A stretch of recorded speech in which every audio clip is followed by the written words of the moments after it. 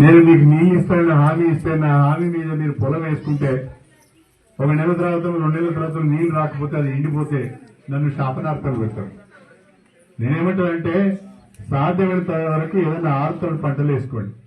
ఇంత మొక్కజొన్నో, ఇంత పెసల్లో, ఇన్ని కందులో, ఇంత సజ్జనో, లేకుంటే పొద్దుతిరుగులో ఏదో ఒకటి వేసుకోండి. లేకుండా పొలమే వేసుకోవాలనుకుంటే కొంచెం ఇంకొక వారం 10 రోజులకు సమయం ఉంది.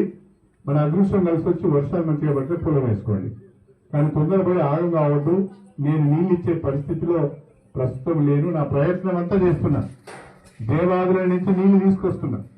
అదేవిధంగా ఇక్కడ గడిరామారం రిక్రియేషన్ స్కీమ్ పనులు కూడా వేగంగా చేపిస్తున్నా. కాకపోతే ఈ సీజన్కు అవి అందే పరిస్థితి లేదు.